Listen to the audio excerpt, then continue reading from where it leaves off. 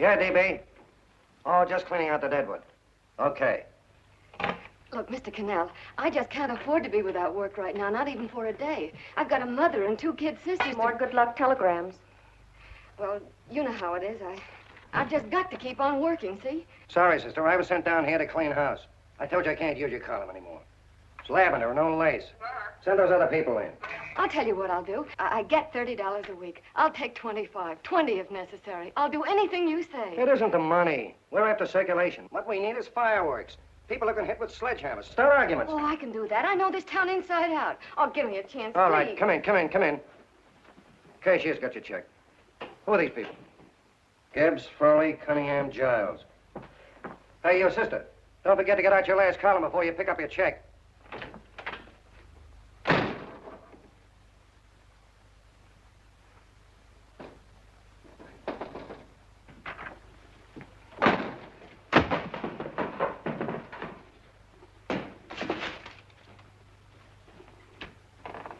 You're a couple of sticks shy in your column, man. Big rich slob like D.B. Norton buys a paper and 40 heads are chopped off. Did you get it, too? Yeah. You too? Oh, Joe. Oh, I'm sorry, darling. Why don't we tear the building down? Before you do, Ann, perhaps you'd better finish this column. Yeah, lavender and old lace. Wait, Joe. Wait. Wants fireworks, huh? Okay.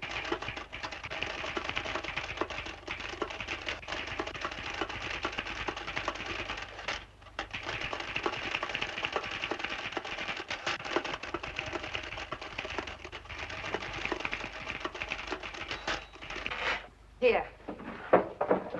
Below is a letter which reached my desk this morning. It's a commentary on what we laughingly call the civilized world. Dear Miss Mitchell, 4 years ago, I was fired out of my job. Since then, I haven't been able to get another one.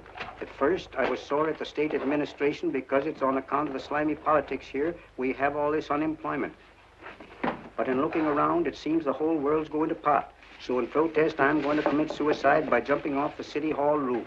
Signed, a disgusted American citizen, John Doe. Editor's note, if you ask this column, all people are jumping off the roofs. Hey, Ann, this is the old Fakeroo, isn't it? Never mind that, Joe. Go ahead. Sorry.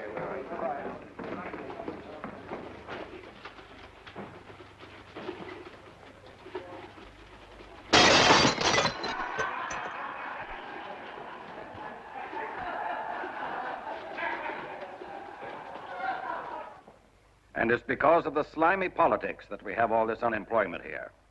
There it is. That's DB's opening attack on the governor. Why, Jim, it's just a letter sent into a column. No, I can smell it. That's Norton. Gentlemen. Good morning, Governor. You're rather early. Governor, did you happen to see this in a new bulletin? Yes. I had it served to my breakfast this morning. Jim thinks it's D.B. Norton at work. Of course it is. Oh, come, Jim. That little item, D.B. Norton does things in a much bigger way. This is his opening attack on you, Governor. Take my word for it. What did he buy a paper for? Why did he engage L for? The oil business. I tell you, Governor, he's after your scalp. All right, Jim, all right. Don't burst a blood vessel. I'll look into it. Will you get me Spencer of the Daily Chronicle, please? Yes, I saw it, Governor. If you ask me, that's a phony letter. Why, that gagger's got whiskers on it. Okay, I'll get the mayor and maybe the Chamber of Commerce after them. Get Mayor Lovett on the phone. Sorry, the mayor's busy on the other phone. Yes, I know, Mrs. Brewster. It's a terrible reflection on our city. I've had a dozen calls already. Spencer of the Chronicle. Hold him. Just a minute. Yes, Mrs. Brewster. I'm listening. I insist that this John Doe man be found and given a job at once. Now, if something isn't done about it, I'll call out the whole auxiliary. Yes, and the junior auxiliary, too. We'll hold a meeting and see that it is. Yes, Spencer? So Who? The governor? Well, what about me? It's my building he's jumping off of, and I'm up for re-election, too. What are you doing? Get Cannell at the bulletin. Why, he's liable to go right past my window. Get me Cannell. What was that? What? Out the window. Something just flew by. I didn't see anything. Well, don't stand there, you idiot. Go and look. Open the window. Oh, why did he have to pick on my building? Is there a crowd in the street? No, sir. Then maybe he's caught on a ledge. Look again. I think it must have been a seagull. A seagull? What's a seagull doing around the city hall? That's a bad omen, isn't it? Oh, no, sir. The seagull is a lovely bird. It's all right, Mrs. Brewster. It was just a seagull. Nothing's happened yet. No, I'm watching. Don't worry, Mrs. Brewster. Just leave it all to me. Spencer, I'll call you back. Hello, Canell? What are you doing? This is the mayor. Yes, Mayor Lovett. How many times are you going to call me? I've got everybody and his brother and sister out looking for him. Did you see the box I'm running? An appeal to John Doe. Think it over, John. Life can be beautiful, says Mayor. If you need a job, apply to the editor of this paper, and so forth and so forth. Okay, Mayor, I'll let you know as soon as I have something. What? Well, pull down the blinds. Went up to Miss Mitchell's house, boss. Boy, she's in a bad way. Where is she? Hey, do you know something? She supports a mother and 2 kids. What do you know about that? Did you find her? No. Her mother's awful worried about her. When she left the house, she said she was going on a roaring drunk. The girl, I mean. Go out and find her. Sure. Hey, but the biggest thing I didn't tell you, her old man's Doc Mitchell. You know the doctor saved my mother's life and wouldn't take any money for it? You remember that. Okay, boss, I'll go and look for her. Holy smokes, Commissioner, you've had 24 hours. Okay, Hawkshaw, grab a pencil. Here it is again. About 5'5", brown eyes, light chestnut hair, and as fine a pair of legs as ever walked into this office. Did you want to see me? No. I've had the whole Army and Navy out searching for you because that's a game we play here every day. I remember distinctly being fired. That's right. But you have a piece of property that still belongs to this newspaper, and I'd like to have it. What's that? The letter. What letter? The letter from John Doe. Oh. The whole town's in an uproar. We've got to find him, and the letter's the only clue. There is no letter. We'll get a handwriting expert to... What? There is no letter. Say that again. There's no letter. I made it up. You made it up. Mm-hmm. You said you wanted fireworks.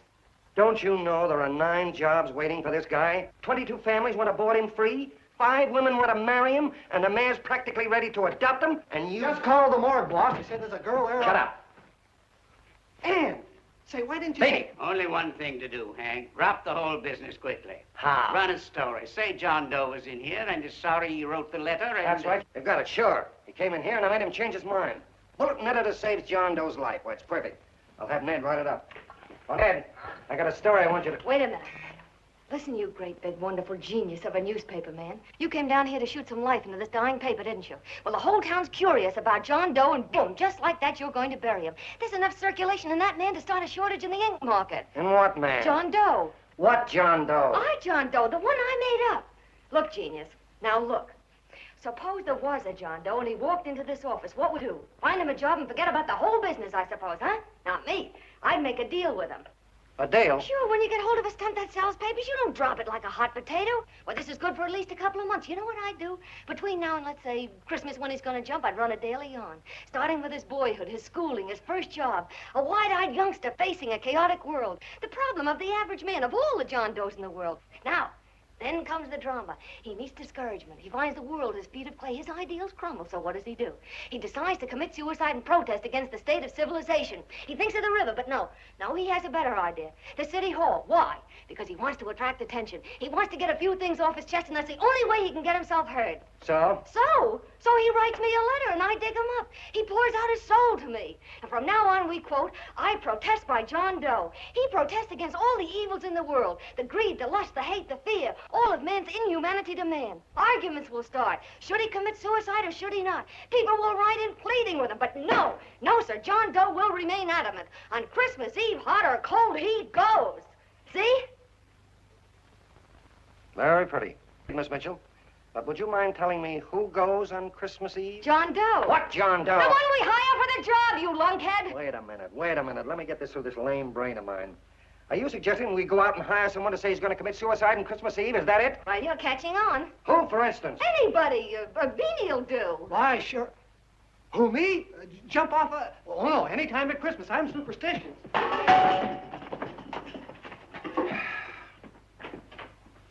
Miss Bishop, do me a favor. Will you go on out and get married and have a lot of babies, but stay out of newspaper business. Better get that story in, Hank. It's getting late. You're supposed to be a smart guy. If it was raining $100 bills, you'd be looking for a dime you lost someplace. Wasting my time listening to this mad woman. Look, Chief, look at the Chronicle. It's running on John Doe. They say it's a fake.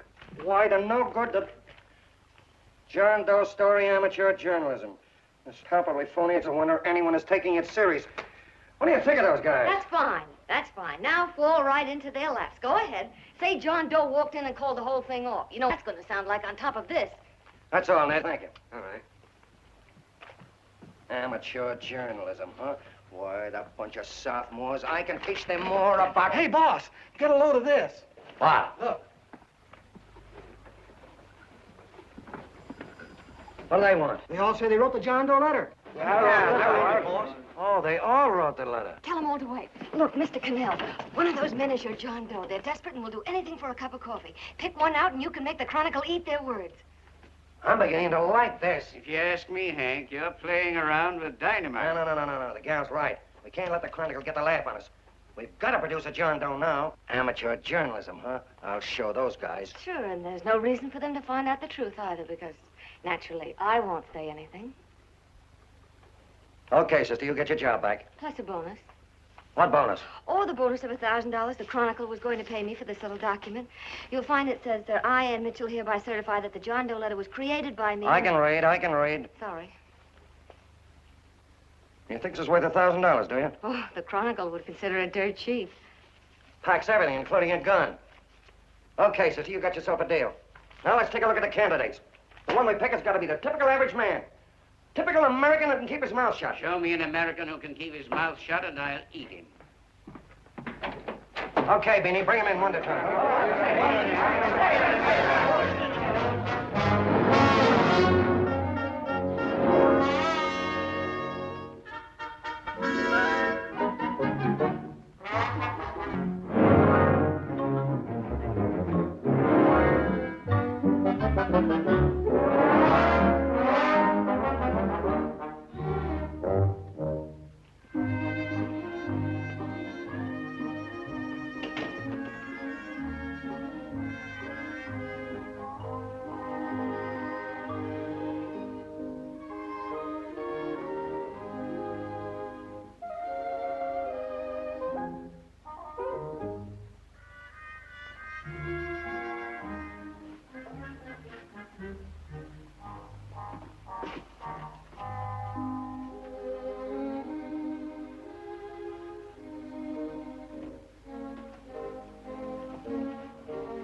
Did you write that letter to Miss Mitchell? No, I didn't. What are you doing up here, then? Well, the paper says there were some jobs around loose. Thought there might be one left over. Had any schooling? Yeah, a little. What do you do when you work? I used to pitch. Baseball? Yeah. So my wing went bad. Where'd you play? Bush leagues, mostly. How about family? Got any family? No. Oh, just traveling through, huh? Yeah. Me and a friend of mine. He's outside. Looks all right. It's perfect, a baseball player. What could be more American? Wish he had a family, though. Be less complicated without a family. Look at that face, it's wonderful. They'll believe him. Come on. What's your name? Willoughby. John Willoughby. Long John Willoughby, they called me in baseball.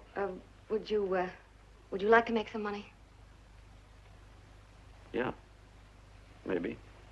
Would you be willing to say you wrote that letter and stick by it?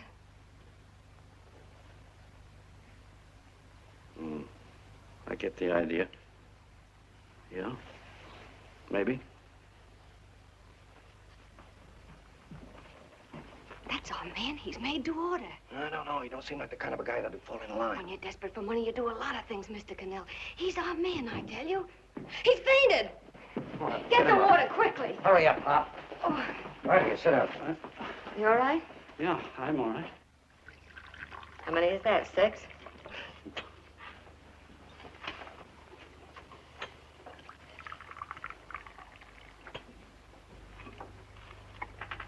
Pretty hungry, weren't you? See, all this John Doe business is batty, if you ask me. Well, nobody asked you. Trying to improve the world by jumping off buildings. You couldn't improve the world if the buildings jumped on you. Don't mind the colonel. He hates people. He likes you well enough to stick around. Well, that's because we both play doohickeys. I met him in a boxcar a couple of years ago. I was fooling around with my harmonica, and he comes over and finds in. I haven't been able to shake him since.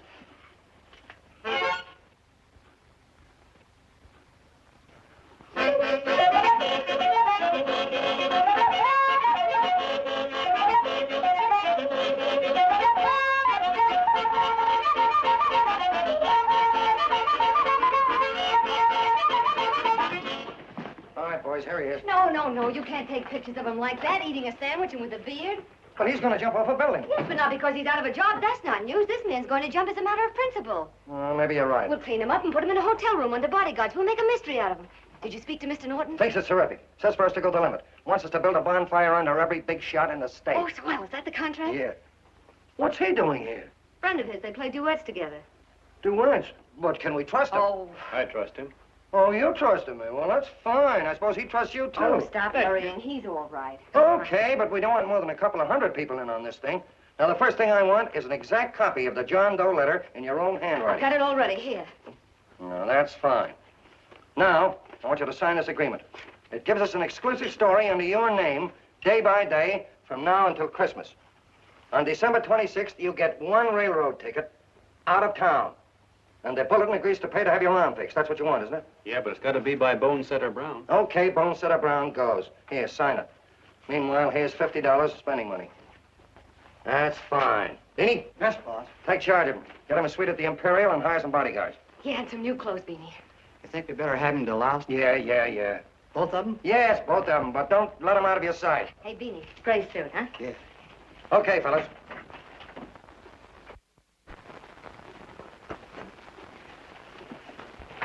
Take it easy, John Doe. And you start pounding that typewriter. Oh, boy, this is terrific. No responsibilities on our part, just statements from John Doe, and we can blast our heads off. Before you pop too many buttons, don't forget to make out that check for $1,000. Okay, fellas, now, let me see. You sit outside the door. Nobody comes in, see? You two fellas sit in here. Hey, pretty nifty, huh? You ain't gonna get me to stay here. Sure you are. No, sir. That spot under the bridge where we slept last night's good enough for me. Say, what'll I do with this baggage? Let's stick him in the bedroom. Give me mine. I ain't staying. You know, we were headed for the Columbia River country before all this John Doe business came up. You remember that, don't you? Sure, I remember. Say, your ears popped coming up in the elevator. Mine did. All along, John. I tell you, it's no good. You're gonna get used to a lot of stuff that's gonna wreck you. Why, that $50 in your pocket's beginning to show up on you already. And don't pull that on me, neither. Stop worrying, Colonel. I'm gonna get my arm fixed out of this. Hey, here's some cigars the boss sent us. Have one. Hey, Help cigar. yourself. No.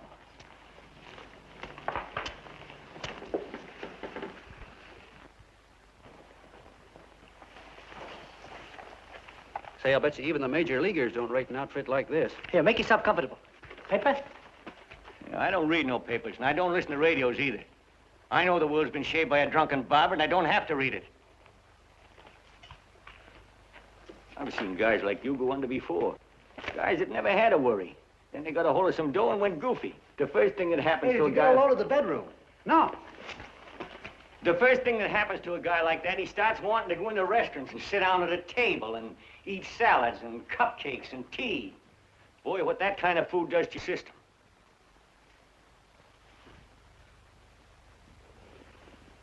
The next thing the dope wants is a room. Yes, sir, a room with steam heat and curtains and rugs. And before you know it, he's all softened up and he can't sleep unless he has a bed. Hey, stop worrying, Colonel. $50 ain't gonna ruin me. I've seen plenty of fellas start out with $50 and wind up with a bank account. Hey, what's the matter with the bank account, anyway? And let me tell you, Long John, when you become a guy with a bank account, they got you. Yes, sir, they got you. Who's got him? The helots. Who? Hey, here's the City Hall tower I was supposed to jump off of. It's even higher than this. Who's got him?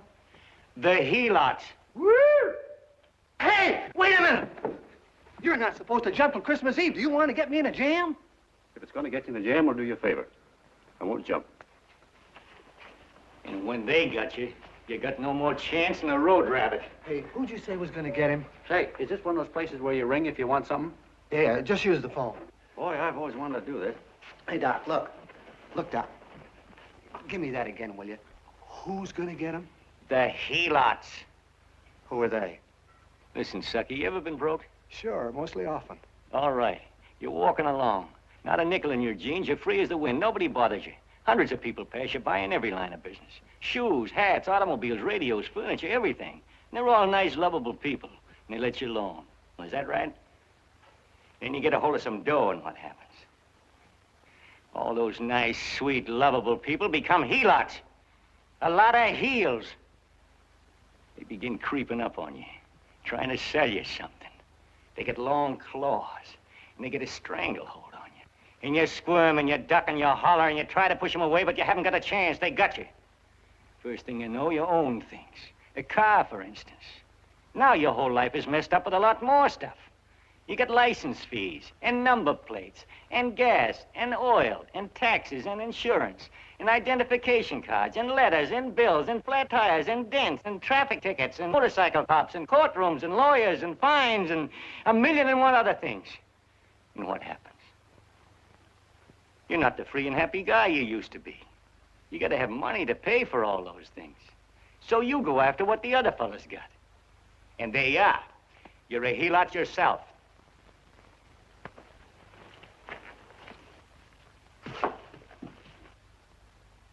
You win, Colonel. Here, take the 50.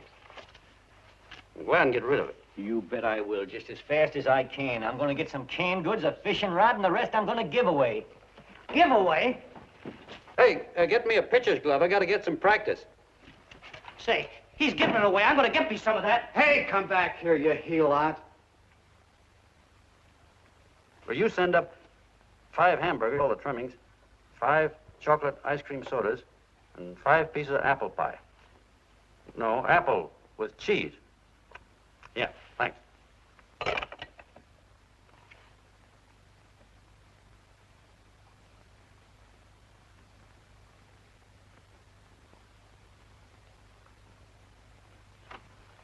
Hello there. Well, well. If it isn't the man about town. All set, Miss Anne. Oh, yes. Let's go. Let's see, we want some action in these pictures. Action? That's good. No. This man's going to jump off a roof. Oh. Here, wait a minute. Let me comb your hair. Sit down. There, that's better.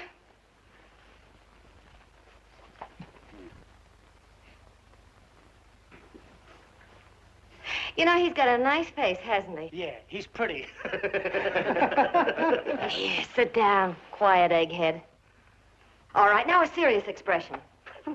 Can't, I'm feeling too good. Oh, come on now, this is serious. You're a man disgusted with all of sensation. With all of it? Yes, you're sore at the world. Come on now. Oh, crabby guy, huh? Yeah. No.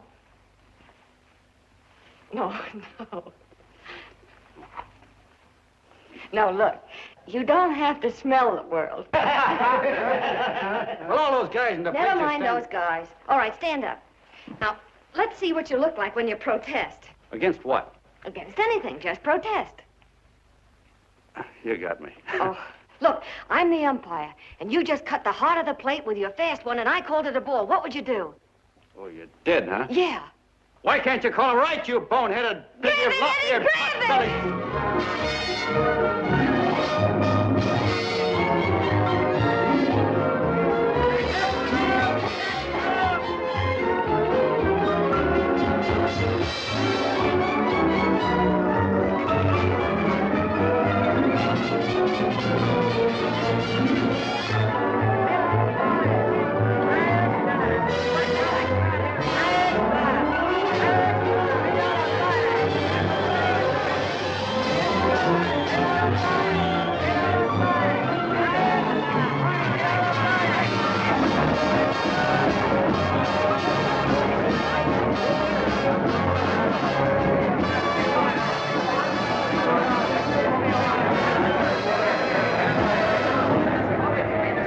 I don't care whose picture they're publishing. I still say that this John Doe person is a myth, and you can quote me on that. And I'm going to insist on his being produced for questioning. You know as well as I do that this whole thing is being engineered by a vicious man with a vicious purpose, Mr. D.B. Norton.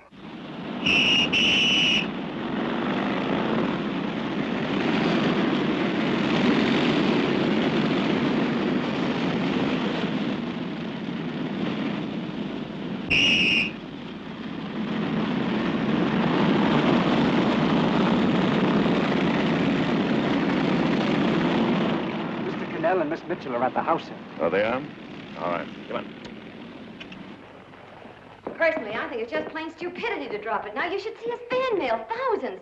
Why, it's going over like a house afire. What are you afraid of, Canal? It's doubled our circulation. Yeah, but it's got everybody sore. Ads are being pulled. The governor's starting a libel suit. What's more, they all know John Doe's a phony, and they insist on seeing Well, what about it? Let them see him. We'll go on one better. They can also hear him. You own a radio station, Mr. Norton. Why not put him on the air? Watch out for this dame, DB. She'll drive you batty. Oh, Look, we can't let him get to this Bush League pitcher and start pumping him. Good night. No telling what that screwball might do. I walk in yesterday, here he is, standing on a table with a fishing pole, fly casting. Take my advice and get him out of town before this thing explodes in our faces. If you do, Mr. Norton, you're just as much of a dumb cluck as he is. No, you got yourself a meal ticket and you hate to Sure, let it's go. a meal ticket for me, I admit it, but it's also a windfall for somebody like Mr. Norton who's trying to crash national politics. That's what you bought the newspaper for, isn't it? You want to reach a lot of people, don't you? Well, put John Doe in the air and you can reach 130 million of them. He can say anything he wants and they'll listen to him. All right, we'll forget the governor and the mayor and all the small fry like that. This can arouse national interest. If he made a hit around here, he can do it every place else in the country. And you'll be pulling the strings, Mr. Norton. Go down to the office and arrange for some radio time. What, DB, you're not going to I want it as soon as possible. Okay. I just came in to get warm myself. Come on, let's go. Don't you go. I want to talk to you.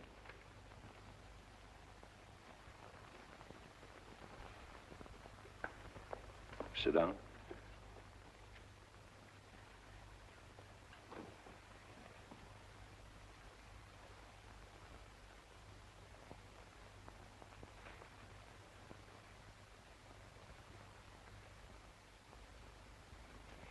Hey, this John Doe idea was yours, huh?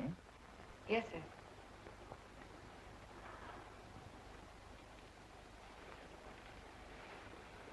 How much money do you get? $30. $30. Well, what are you after? I mean, what do you want? A journalistic career? Money. Money? Well, I'm glad to hear somebody admit it. Do you suppose you could write a radio speech that would put that fellow over? Oh, I'm sure I can. Do it, and I'll give you $100 a week. $100? That's only the beginning. You play your cards right, and you'll never have to worry. Oh, I know it. Hello. Hello. Whenever there's a pretty woman around. This is my nephew, Ted Sheldon, Miss Mitchell. How do you do? How do you do? All right, Casanova, I'll give you a break. See that Miss Mitchell gets a car to take her home. Always reading my mind, aren't you? Thank you very much for everything. And Miss Mitchell, I think from now on you'd better work directly with me. Yes, sir.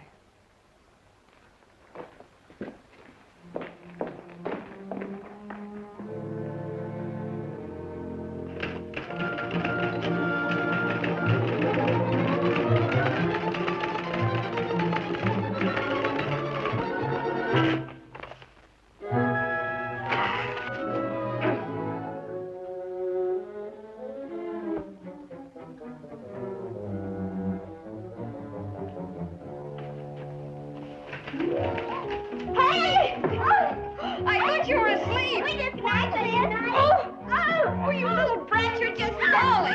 I said good night. Come, children. It's past your bedtime. Go on, Mama. Come on. Now, scooch off the floor through me. I'm done. I'll never get this speech right. Oh, yes, you will, Ann, dear. You're very clever. Yeah, I know. What are you looking for? Your purse, I need $10. What for? I gave you 50 just the other day. Yes, I know, dear, but Mrs. Burke had her baby yesterday. 9 pounds. And there wasn't a thing in the house. And then the community chest lady came. And the 50's all gone, huh? Who's the 10 for? The Websters. The Websters. You remember those lovely people your father used to take care of. I thought I'd buy them some groceries. Oh, Ann, dear, it's a shame those You're poor... marvelous, Ma. You're just like Father used to be. Do you realize a couple of weeks ago we didn't have enough to eat ourselves? Well, I know, dear, but these people are in such need. And we have plenty now. If you're thinking of that $1,000, forget it. It's practically all gone. We owed everybody in town. Now, you just got to stop giving all your money away. Oh, Ann, dear. Oh, I'm sorry, Ma. Oh, don't pay any attention to me. I guess I'm just upset about all this. Gee whiz, here I am with a great opportunity to get somewhere, to give us security for once in our lives, and I'm stuck. If I could put this over, Bert can have 6 babies. You mean the speech you're writing? Yeah, I don't know. I simply can't get it to gel. I created somebody who's going to give up his life for a principle. Hundreds of thousands of people are going to listen to him over the radio. And unless he says something that's sensational, it's just no good. Well, honey, of course, I don't know what kind of a speech you're trying to write. But judging from the samples I've read, I don't think anybody will listen. What? Darling, there's so many complaining political speeches. People are tired of hearing nothing but doom and despair on the radio. If you're going to have him say anything, why don't you let him say something simple and real, something with hope in it? If your father were alive, he'd know what to say. Oh, yeah. Father certainly would. Wait a minute.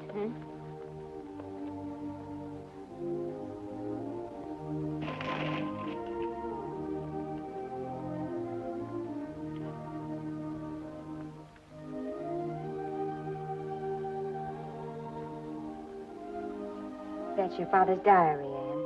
Father's... I never knew he had a diary. There's enough in it for 100 speeches. Things people ought to hear nowadays. You be careful of it, won't you, dear? It's always helped to keep your father alive for me. You bet I will, Ma. Wait a minute. John Doe don't want to sign no autographs. Well, what does he do all day? What does he do all day? He's writing out his memories. Sorry, lady, you can't see Mr. Doe. He wants to be alone. No. No, he just sits around all day and commutes with himself.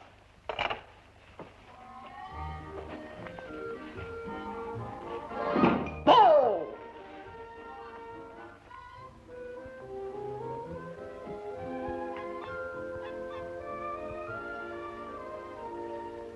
I don't know how you're going to stand it around here till after Christmas. I'll bet you ain't heard a train whistle in 2 weeks.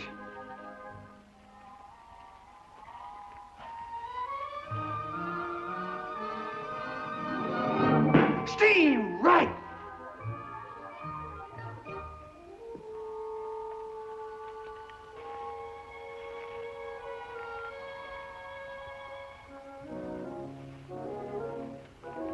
I know why you're hanging around.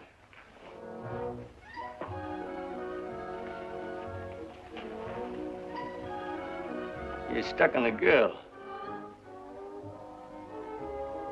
That's all a guy needs is to get hooked up with a woman.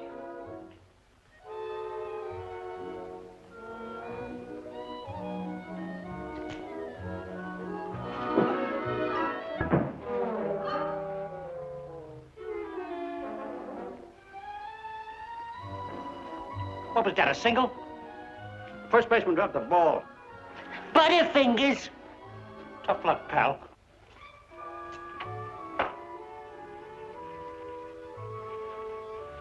Guy has a woman on his hands. First thing he knows, his life is balled up with a lot more things. Furniture.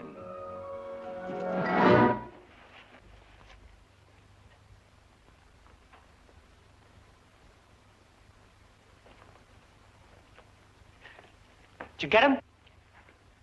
You're out. Swell. What's this, the end of the 8th? 9.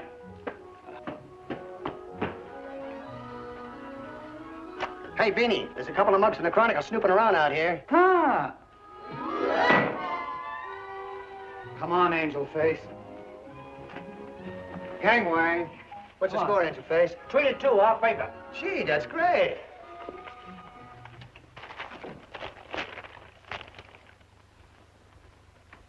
Hey, you got swell form there. Must have been a pretty good pitcher. Pretty good. Say, I was just about ready for the major leagues when I chipped a bone in my elbow. I got it pitching a 19-inning game. 19? Yeah. There was a major league scout there watching me, too. And he came down after a game of the contract. You know what? I couldn't lift my arm to sign it. I'll be okay, though, as soon as I get it fixed up. It's too bad. What do you mean, too bad? Huh? Oh, that you'll never be able to play again. What are you talking about? I just told you I was going to get... Well, you know how they are in baseball if a guy's mixed up in a racket.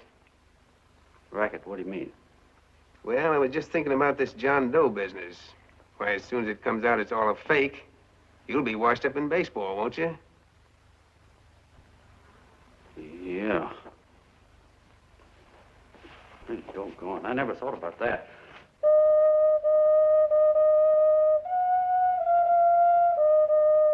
Gosh. And another thing, what about all the kids in the country? The kids that idolize ball players. What are they going to think about you? Yeah. Hey, Colonel. Did you hear that? I gotta figure some way out of this thing. The elevators are still running. I know one way you can do it. How? Well, when you get up there on the radio, all you have to do is to say the whole thing's a frame-up. Make you a hero sure as you're born. Yeah, but how am I going to get my arm fixed? Well, that's a cinch.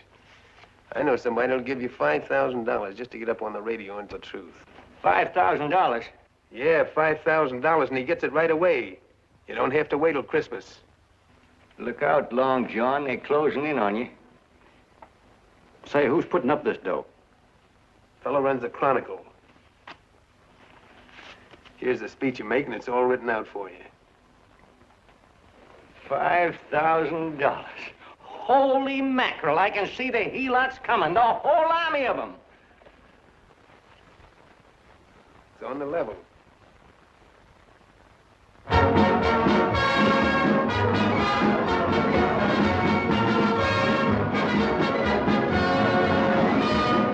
No, I'm sorry. Tickets for the broadcast are all gone. Phone the bulletin. Sorry, no more tickets left.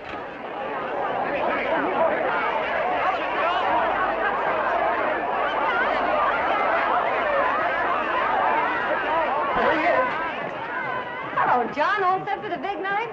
Swell. Turn around. One moment. Now stand still. Huh? Mr. Doe. Hold it. Big smile, Mr. Doe. Okay, Jeannie, that's all. Take him Come on. Now, look, John, here's the speech. It's in caps and double spaced. You won't have any trouble reading it. Not nervous, are you? No. Of course not. He wouldn't be. Who? John Doe, the one in there. Hey, don't let your knees rattle. It picks up on the mic. Oh, Beanie, you needn't be nervous, John. All you have to remember is to be sincere. Pick up that phone, Miss Mitchell. It's for you. Okay. Hello? Yes, Mother. Oh, thank you, darling. Oh, there he is, the poor dear man. Oh, good luck to you, Mr. Doe. We want you to know that we're all for you. The girls all decided that you're not to jump off any roof. We will stop it. You got the speech I gave you? Yeah. Now, look. I'll give this money to the colonel just as soon as you get started. We'll have a car waiting at the side entrance for you. Okay. How'd you get in here? Huh? Oh, I just came in to wish him Come luck. on, out. Mother says good luck, too. John, when you read that speech, please believe every word of it. He's turned out to be a wonderful person, John. Who? John Doe, the one in the speech. Oh. You know something? I've actually fallen in love with him. All right, there he is, sister. Now, come on, plenty of both. What's the idea? No, that's too much. That's not what. That's not so much. Come on, that's it. Oh, this is no time for cheap publicity, Mr. Cannell. Listen, if that guy lays an egg, I want to get something out of it. I'm getting a Jane Doe ready. Oh, come on. Here, Will you, fellas? here, Give me a all right, chance. that's I enough. have to raise just one more. No, that's fine, honey. You go ahead. All right, I Yes, need please. one You more. go ahead. Go ahead. How you doing? Oh. All right, Benny, bring him in. Holy smoke, a half a helot. There you are, boss, just like you ordered. Symbols of little people. Okay, get him up. All right, young fella. This is ridiculous, Mr. Cannell. Come on, give me a chance. The man's on the air, please. No, come on, Come on, that's right. Do what you can get all the pictures you want. Thank you very much. Come on, will you? That's right. Come on, Snooks, you better bail out. Okay, goodbye, Mr. Doe. Beanie. All right. Better get ready. 1 minute to go. Wow, 1 minute to go. The score is nothing to nothing. Now, please, John, you won't let me down, will you? Will you? Of course you won't. If you'll just think of yourself as the real John Doe. Listen, everything in that speech are things a certain man believed in. He was my father, John, and when he talked, people listened. And they listened to you, too. Funny. You know what my mother said the other night? She said to look into your eyes, that I'd see Father there. Hey, what do you say? Okay, we're coming. Come on. Now, listen, John, you're a pitcher. Now get in there and pitch. Good luck. Give him room. Let him through. Come on.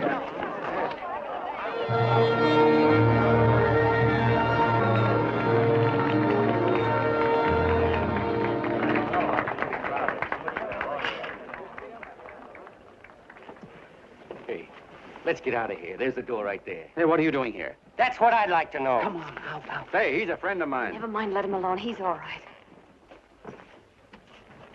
I'll be right over there pulling for you. No, John, over here.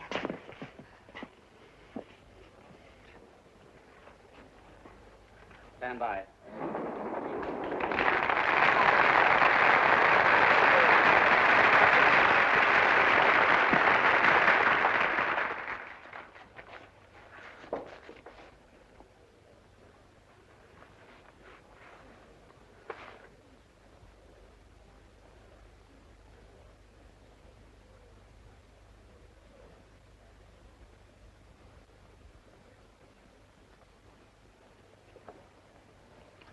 Phone the Chronicle. Tell them to start getting those extras out.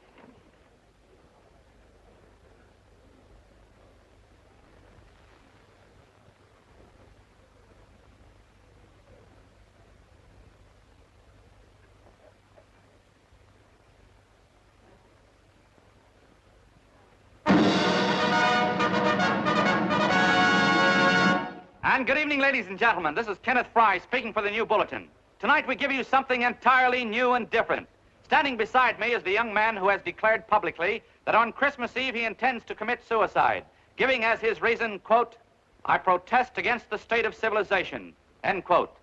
Ladies and gentlemen, the New Bulletin takes pleasure in presenting the man who is fast becoming the most talked of person in the whole country, John Doe.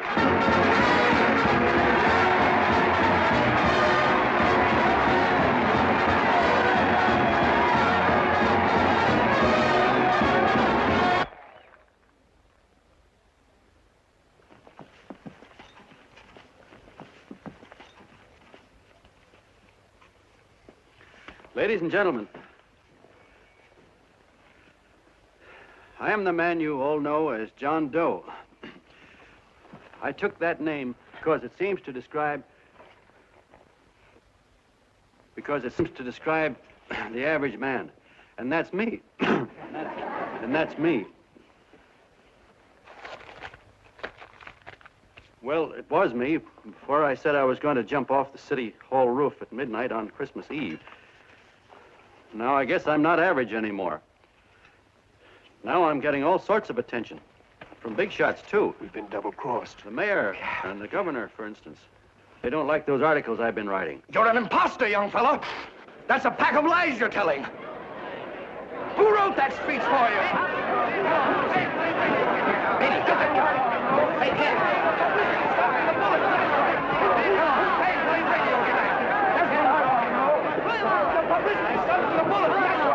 Spencer. Ladies and gentlemen, the disturbance you just heard was caused by someone in the audience who tried to heckle Mr. Doe. The speech will continue.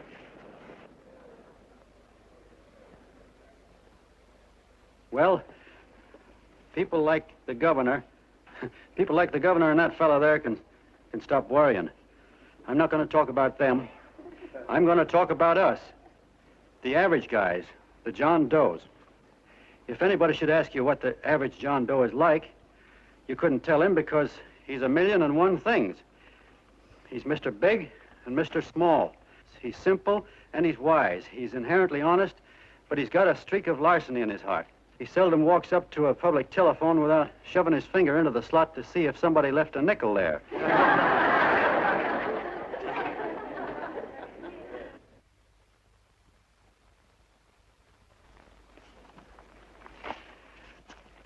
He's the man the ads are written for. He's the feller everybody sells things to. He's Joe Dokes, the world's greatest stooge and the world's greatest strength.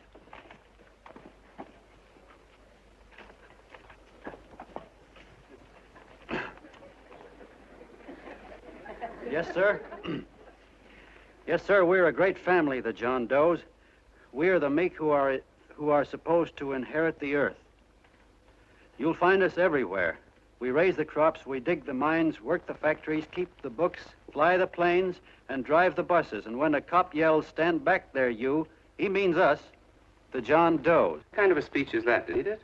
We've existed since time began. We built the pyramids. We saw Christ crucified, pulled the oars for Roman emperors, sailed the boats for Columbus, retreated from Moscow with Napoleon, and froze with Washington at Valley Forge.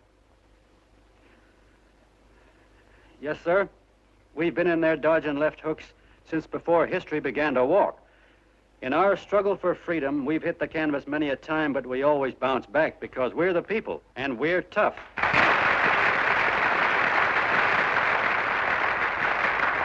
They've started a lot of talk about free people going soft, that we can't take it. That's a lot of hooey. A free people can beat the world at anything, from war to tiddlywinks, if we all pull in the same direction.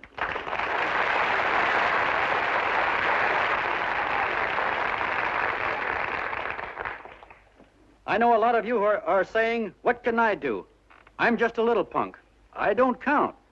Well, you're dead wrong. The little punks have always counted, because in the long run, the character of a country is the sum total of the character of its little punks.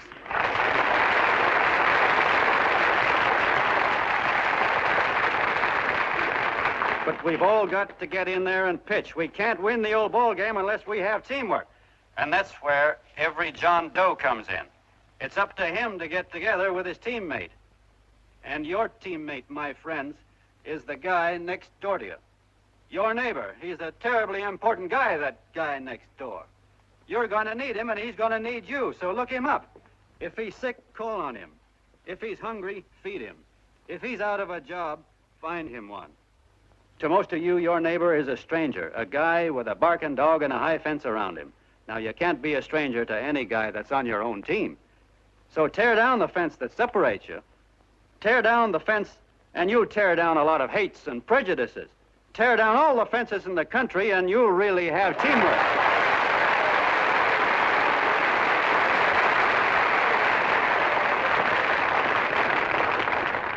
I know a lot of you are saying to yourself, he's asking for a miracle to happen. He's expecting people to change all of a sudden. Well, you're wrong. It's no miracle. It's no miracle because I see it happen once every year, and so do you. At Christmas time. There's something swell about the spirit of Christmas, to see what it does to people, all kinds of people. Now, why can't that spirit, that same warm Christmas spirit, last the whole year round? Gosh, if it ever did, if each and every John Doe would make that spirit last 365 days out of the year, we'd develop such a strength, we'd create such a tidal wave of goodwill that no human force could stand against it. Yes, sir, my friends. The meek can only inherit the earth when the John Does start loving their neighbors. You better start right now. Don't wait till the game is called on account of darkness. Wake up, John Doe. You're the hope of the world.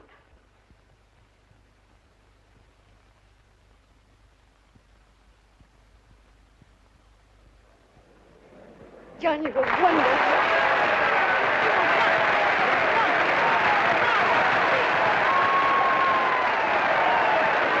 Let's get out of here. Now you're talking.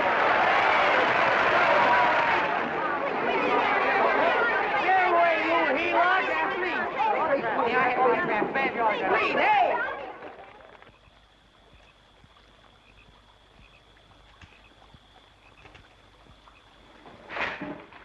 I knew you'd wake up sooner or later. Boy, am I glad we got out of that mess. I had the $5,000 sewed up. Could have been on my way to old Doc Brown.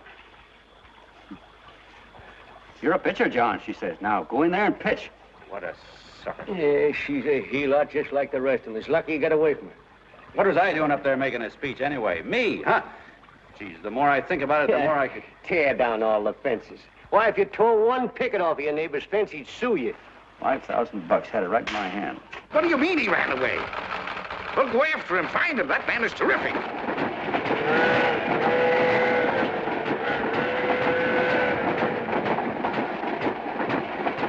Columbia River, here we come.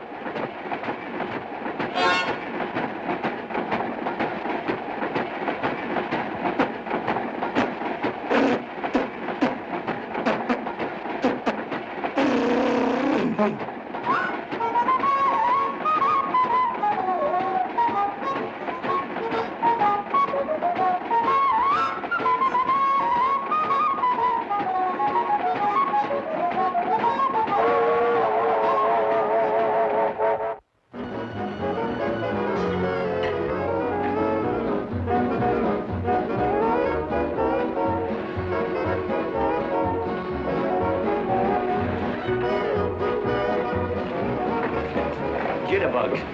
Yeah. Say, how much money we got left? 4 bits. Better make it donuts, huh? Yeah.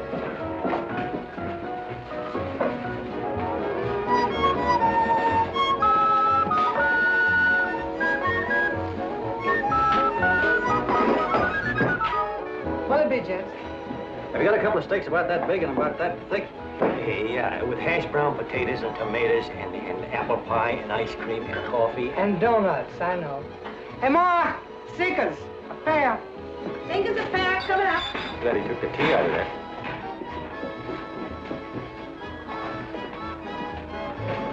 Hey, look.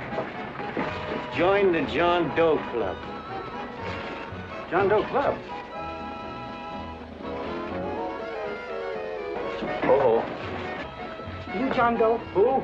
John Doe. Ah, you need glasses, buddy. Oh, but it's a spitting image of John Doe. Yeah, but his name is Willoughby. I'm John Willoughby. I'm a baseball player. Sure. Oh, no, I'd know that voice anyway. You can't kid me. You're John Doe. Hey, Ma! Ma! That's John Doe. John Doe. Yeah, sitting right there, big as life. Who'd you say it was? John Doe, the big guy there. Pictures in the paper. That's John Guy. John Doe. John Doe. Sitting right there, John Doe. Hey, operator. Dan's beaner. Look, call everybody in town. John Doe was just in my place.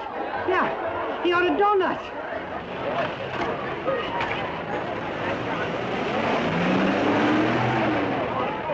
John Doe. Hey, John Doe.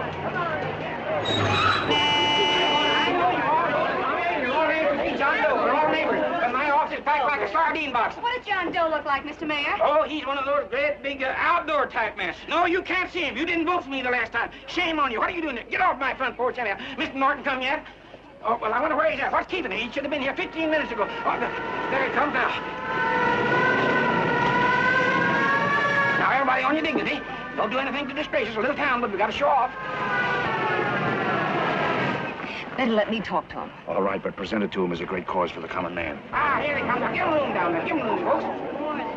Come on now. Come on. Here he comes. Here he comes. Here's Mr. Norton. How do you do, Mr. Norton? I'm Mayor Hawkins. Here's Mr. Miles back. Let me go, you darn fool. I'm the mayor. Mr. Norton. Mr. Norton. Mr. Norton. I'm Mayor Hawkins. Your office telephoned me to hold him. Well, that's fine. How is he? Oh, he's fine. He's right in my office there. You know, it's a big honor having John Doe here, and you too. Haven't had so much excitement since the old city hall burned down. People are so excited and electoral scrolls off. Oh, Matilda, darling, phone the newspapers, tell them Mr. Norton's here. Step right inside, Mr. Norton. My office. Very comfortable here, Mr. Norton. Just had it air conditioned. Gangway, make room for Mr. Norton. Gangway. Gangway. Here he is, Mr. Norton. Well taken care of. The neighbors are serving him a light lunch. Hello, John. Well, Mr. Mayor, if you don't mind, we'd like to talk to him alone. Why, certainly, certainly. All right, everybody. Clear out. Everybody, quickly now. Come on. Come on. Come on. That's it. All right. Don't argue with me here. Wait till we get home. Don't you push me around like that. Even though I'm your wife, you can't push me around. Look, Mr. Norton, I think you got a lot of nerve having those people hold us here. There's nobody holding you here, Mr. Doe. It's only natural that There's nobody holding us here. Let's get going. Incidentally, my name isn't Doe. It's Willoughby. Look, John, something terribly important's happened. They're forming John Doe clubs. We know of 8 already, and they say that there's John Doe clubs? What for? To carry out the principles you talked about in your radio speech. I don't care what they're forming. I'm on my way, and I don't like the idea of being stopped either. Oh, but you don't know how big this thing is. You should see the thousands of telegrams we've received and what they're saying about you. Look, it started as a circulation stunt, didn't it? Well, you got your circulation. Now, why don't you let me alone? Oh, it started as a circulation stunt, but it isn't anymore. Mr. Norton wants to get back of it and sponsor John Doe clubs all over the country. He wants to send you on a lecture tour. Me? Uh-huh. Well, certainly, with your ability to influence people, it might grow into a glorious movement. Say, let's get something straight here. I don't want any part of this thing. If you got an idea I'm going around lecturing to people, why, you're crazy. Baseball's my racket, and I'm sticking to it. Come on, Colonel, let's get out of here. John, please, please. I just got rid of one crowd. Oh, but please, Mr. Mayor, tell him the John Doe Club wants to talk to him. Let them in, Mr. Mayor. Let them come in. Okay, folks, but remember your manners. No stampeding. Walk slow, like you do when you come to pay your taxes.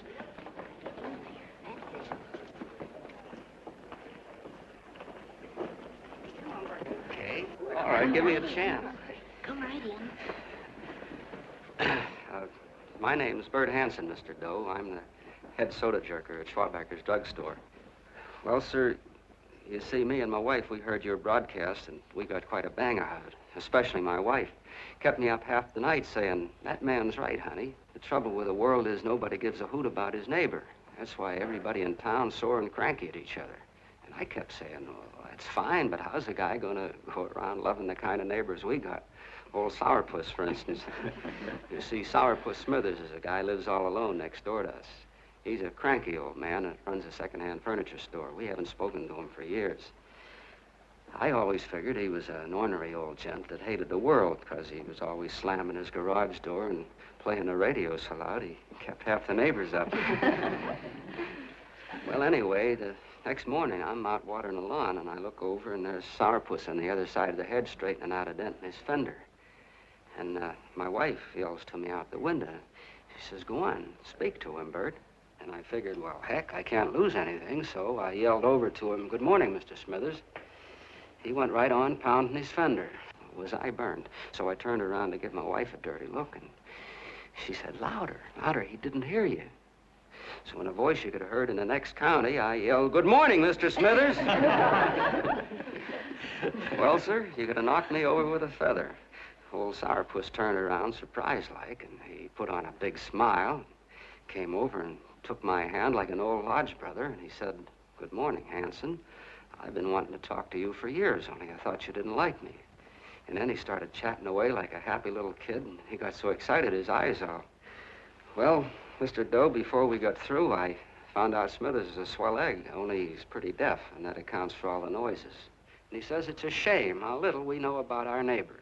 And then he got an idea, and he said, "How's about inviting everybody someplace where we can all get together and know each other a little better?" Well, I'm feeling so good by this time, I'm ripe for anything. So Smithers goes around the neighborhood inviting everybody to a meeting at the schoolhouse, and I tell everybody that comes in the store, including Mr. Schwabecker, my boss. I'm talking too much. Well, I'll be doggone if over 40 people don't show up. Of course, none of us knew what to do, but we sure got a kick out of seeing how glad everybody was just to say hello to one another. Tell him about making Sourpuss chairman. Oh, yeah, we made Sourpuss chairman and decided to call ourselves the John Doe Club. And say, incidentally, this is my wife. Come here, honey. This is my wife, Mr. Doe. How do you do, Mr. Doe? Sourpuss is here, too. Oh, is he? This is Sourpuss, or excuse me, Mr. Smithers, Mr. Doe. That's all right. If you didn't call me Sourpuss, it wouldn't feel natural. Well, anyway, I guess nearly everybody in the neighborhood came except the Delaney. And the Delaney's live in a big house with an iron fence around it, and they always keep their blinds drawn. And we always figured that he was just an old miser that sat back counting his money, so why bother about inviting him? Until Grimes, the milkman, spoke up, and he said, "Say, you've got the Delaneys all wrong." And then he tells us about how they canceled their milk last week, and how when he found a note in the bottle, he got kind of curious-like, and he sort of peeked in under the blinds and found the house was empty. If you ask me, he says, they're starving. Old man Delaney has been bringing his furniture over to my place at night, one piece at a time, and selling it. Yeah, and, well, sir, a half dozen of us ran over there to fetch him, and we brought him to the meeting. And what a reception they got. Why, everybody shook hands with him and made a fuss over them, and, well, finally, Mr. and Mrs. Delaney just sat right down and cried. And then we started to find out about a lot of other people. Yeah, sure. Well, you know Grubel, for instance. Grubel's here. See? Yeah, that's a... Of course, you don't know Grubel, but he's the man that everybody figured was the worst no-account in the neighborhood because he was living like a hermit, and nobody would have anything to do with him. That isn't Little Murphy. The postman told us the truth. Why, Grubel, he says, he lives out of garbage cans because he won't take charity, because it'd ruin his self-respect, he says. Just like you said on the radio, Mr. Doe. Well, sir, about a dozen families got together and gave Grubel a job watering their lawns. Isn't that wonderful? And then we found jobs for 6 other people, and they've all gone off for leave. Yeah, and my boss, Mr. Schwabecker, made a job in his warehouse for old man Delaney. And he gave you that $5 raise. Yeah, wasn't that swell? Why, Bert, I feel slighted. I'd like to join, but nobody asked me. I'm sorry, Mayor, but we voted that no politician could join. Just the John Does of the neighborhood, because you know how politicians are. Well, the reason we wanted to tell you this, Mr. Doe, was just to give you an idea of what you started. And from where I'm sitting, I don't see any sense in you jumping off any building. No. Well, thank you for listening. Goodbye, Mr. Doe. You're a wonderful man, and it strikes me you can be mighty useful walking around for a while. Hey, goodbye, Mr. Doe. Goodbye, Mr. Doe.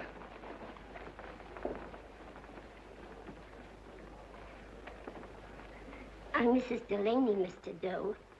And God bless you, my boy.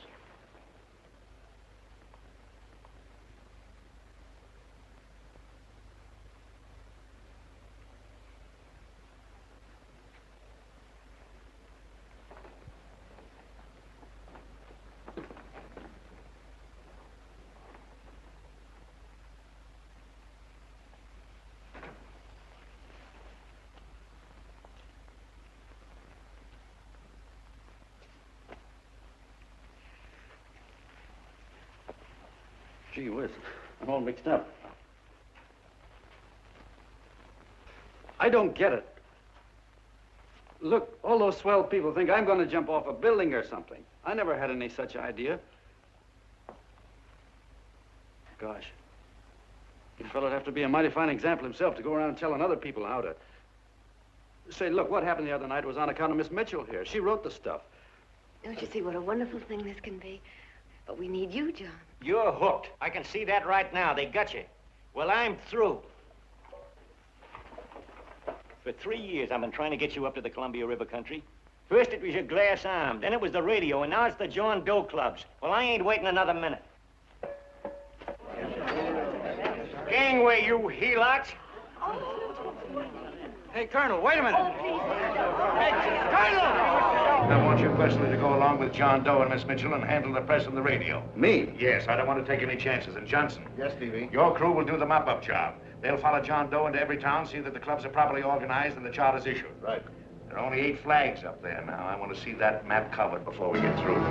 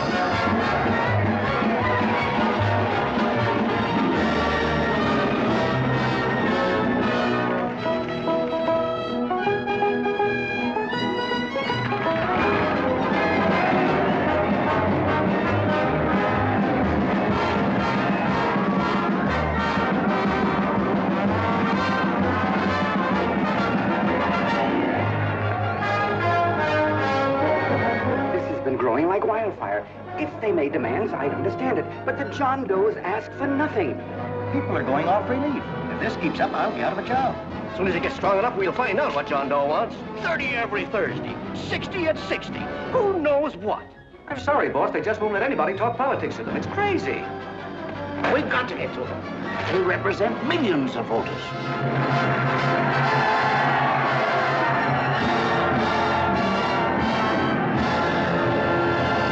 I tell you, ladies and gentlemen, this thing has been nothing short of a prairie fire. We've received so many applications for charters to the John Doe clubs, we haven't been able to take care of them. I'd hate to have that many pins stuck in me. This John Doe convention is a natural. It's going to put our city on the map. By over 2,400 John Doe clubs are sending delegates. Can you imagine that? You, Mr. Mayor, will be the official host. You will make the arrangements for decorating the city, parades, and a reception for John Doe when he gets home. And don't wear your high hat. No high hat? No high hat. And from you, Cannell, I want a special John Doe edition every day until the convention is over. And now, if you will, please step into the outer office and look your prettiest because there are photographers there to take pictures of this committee. Don't worry, D.B. Everything will be taken care of. Isn't it all too wonderful? Gather down here in a nice group now. Get a nice picture of you. Oh, Mr. Mayor, would you step down in front row, please? You ladies get close to him. That's it. Well, I don't get it. Get what? Look, D.B., I'm supposed to know my way around. This John Doe movement has cost you a fortune. Now, this convention is going to cost plenty. Well? Well, I'm stuck with 2 and 2, and I'm a sucker if I can make 4 out of it. Where do you come in? I'll have the satisfaction of knowing that my money has been spent for a worthy cause. I see. I better stick to running the paper, huh? I think maybe you better had. And Cannell, I'd like to have the John Doe contract, all the receipts for the money we advanced him, and the letter Miss Mitchell wrote, for which I gave her $1,000. Yes, sure.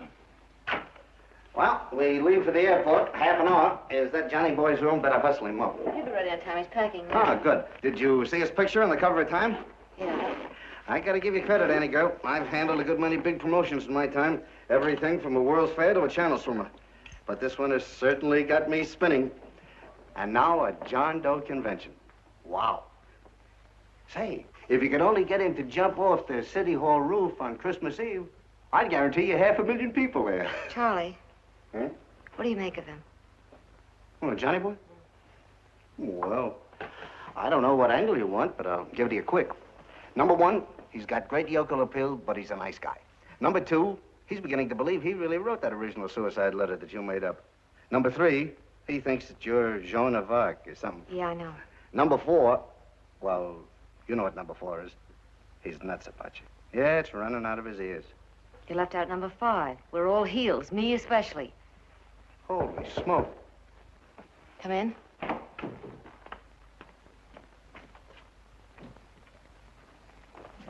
I'm all packed. Good. I'll go and get Beanie Boy. Okay, Charlie boy.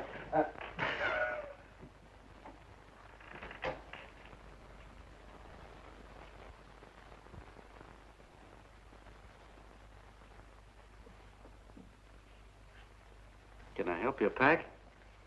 No, thank you.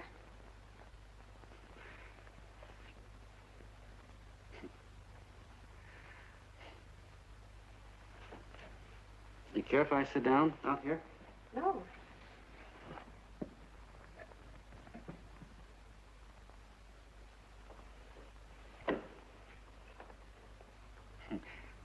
You know, I had a crazy dream last night.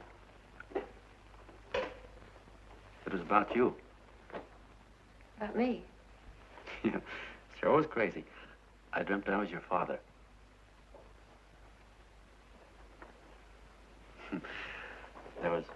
There was something I was trying to stop you from doing.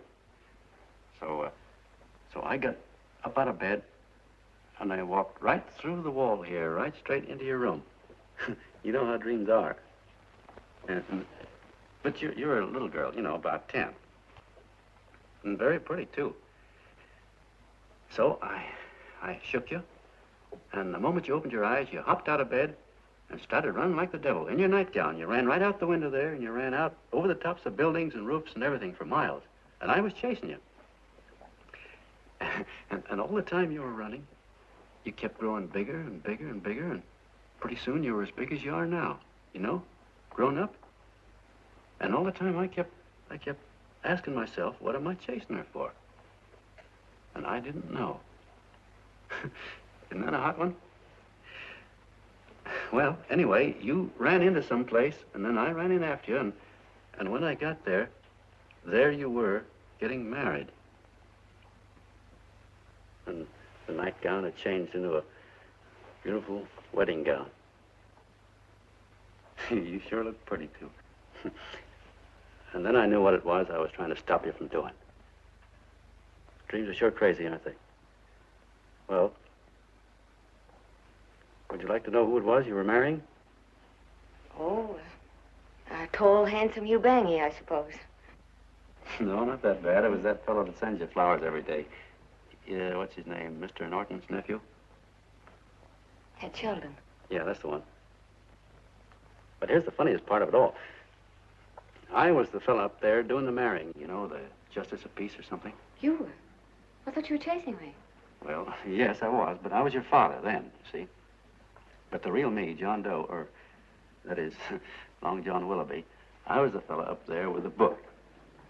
You know what I mean? I guess so. Then what happened?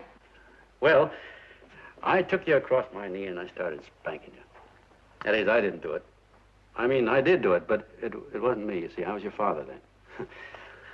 Well, I held you across my knee and I said, Annie, I won't allow you to marry a man that's just rich or that has his secretary send you flowers. The man you marry has got to swim rivers for you. He's got to climb high mountains for you. He's got to slay dragons for you. He's got to perform wonderful deeds for you. Yes, sir. And all the time, the guy up there, you know, with the book, me, just stood there nodding his head. And he said, go to it, Pop. Whacker one from me because that's just the way I feel about it, too. So he says, come on down here and whack her yourself.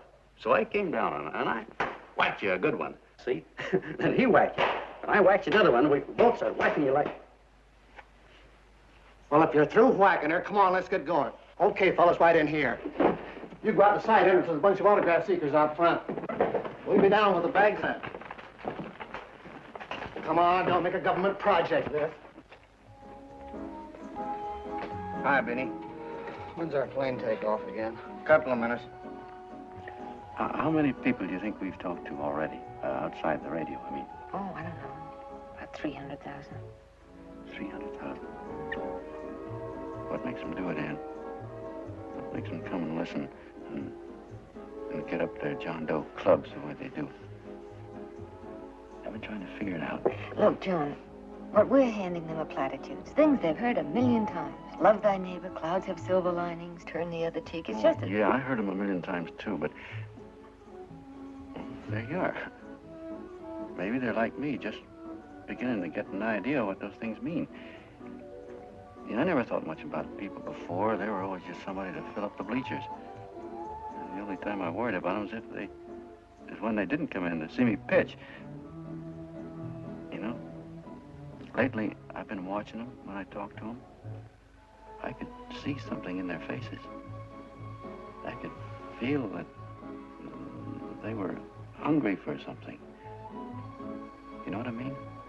Maybe that's why they came. Maybe they're just lonely and wanted somebody to say hello to. I know how they feel. I've been lonely and hungry for something practically all my life.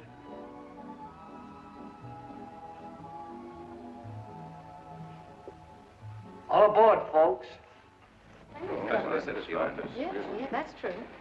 Oh, somebody else sitting here? No, that's your seat. And this is your coat. Mine? A little token of appreciation. Oh, it's beautiful, D.B. Well, I don't quite know what to say. Well, don't say anything at all. Just sit down. Oh. Go ahead, open it. Oh. Oh, it's lovely. And a new contract goes with it.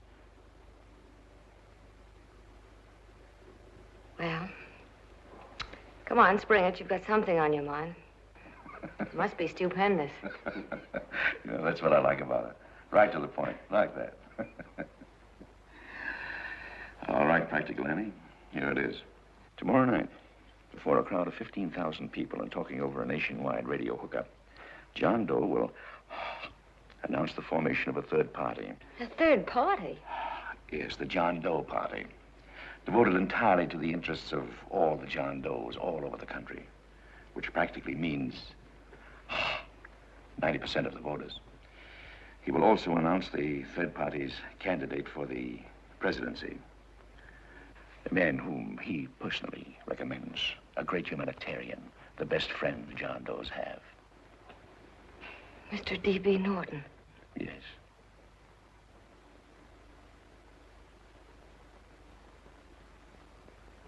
Wow.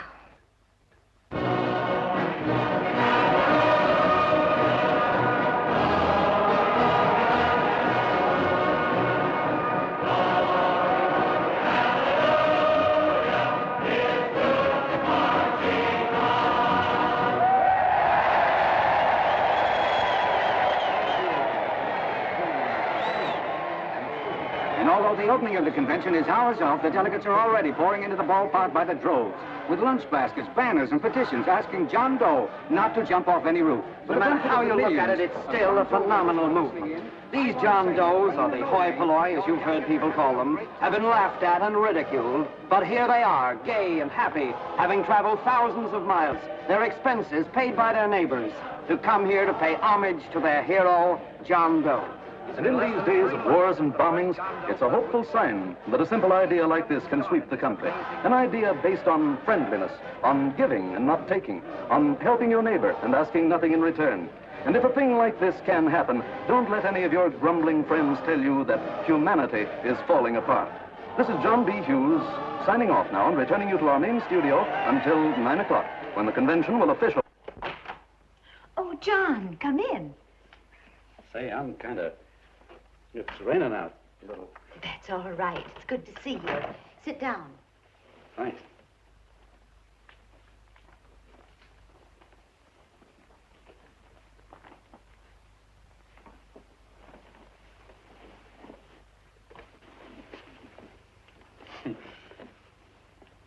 It's for Anne. Oh, how nice. Thank you very much. Flowers. I'm terribly sorry she isn't here. She isn't? No, she just left. I'm surprised you didn't run into her. She went over to Mr. Norton's house. Oh. Did you want to see her about something important? Yeah. Well, no, it'll wait. Say, he's a nice man, isn't he? Mr. Norton, I mean. He's done an awful lot for the...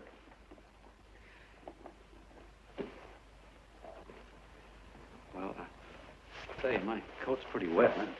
I'm afraid I might have wet the couch a little.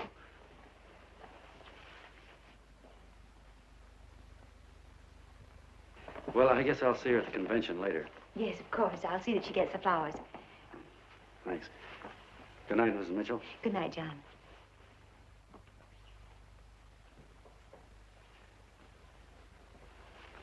Say, Mrs. Mitchell, I'm kind of glad Anne isn't here.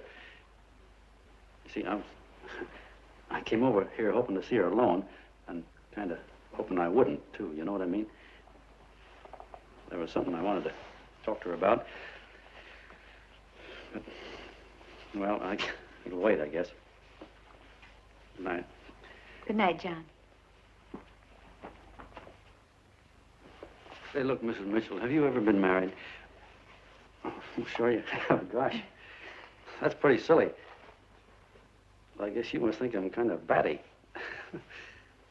Well, I guess I better be going at that. John, my husband said, I love you. Will you marry me? You did? What happened? I married him. Well, yeah, that's what I mean, see? It was easy as all that, huh? Uh-huh. Yeah, but look, Mrs. Mitchell, you know, I love Anne, and it's going to be awfully hard for me to say it, because, well, you know, she's so wonderful, and, well, the best I ever was a Bush League pitcher. And, you know, I think she's in love with another man, the one she made up, you know, the real John Doe. Well, that's pretty tough competition. I bet you he'd know how to say it all right. And me, I get up to it and around it and in back of it, but I never get right to it. You know what I mean? So the only chance I've got is, well, if somebody could kind of give her a warning, sort of prepare her for the shock. You mean you'd like me to do it? Hmm? Well, I was thinking that, yeah, you know, sort of break the ice. Of course I will, John. See, thank you, Mrs. Mitchell. Hey, you're okay.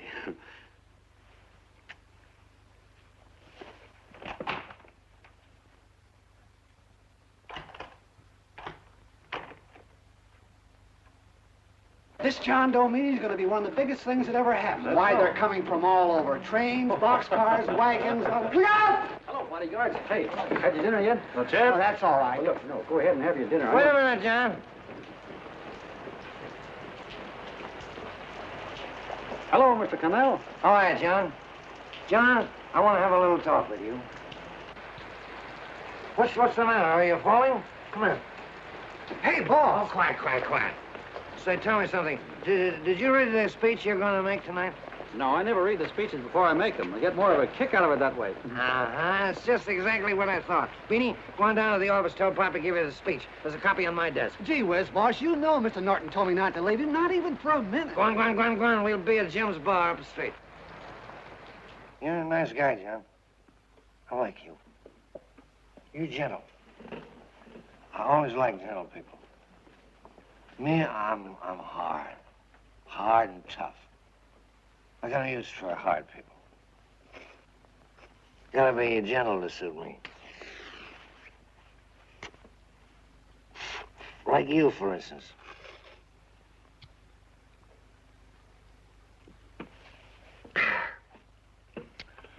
Yep, I'm hard.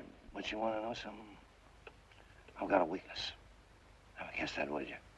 Well, I have. Want to know what it is? Star-Spangled Banner. Screw you, huh? Well, maybe it is, but play the Star-Spangled Banner. I'm a sucker for it. Always gets me right here. Know what I mean? Yeah, it gets me right back here. Oh, back there, huh? Well, every man to his own taste. You weren't old enough. You weren't old enough for the World War, were you, Jim? No, of course not. Oh, you must have been just kidding. I was just ripe and raring to go. You know what my old man did when I joined up? He joined up, too. Got to be a sergeant. And here's a kick for you. We were in the same outfit. Funny, huh? Hmm?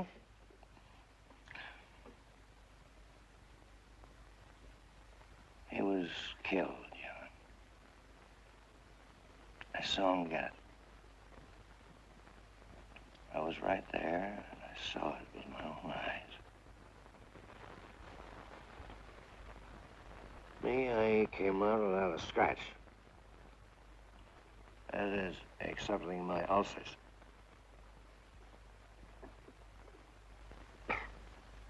I should be drinking milk, you know. This stuff is poison. Hey, Tubby. Yes, Mr. Canal? What do you say, huh? All right. Yep, I'm a sucker for this country. I'm a sucker for the Star-Spangled Banner, and I'm a sucker for this country.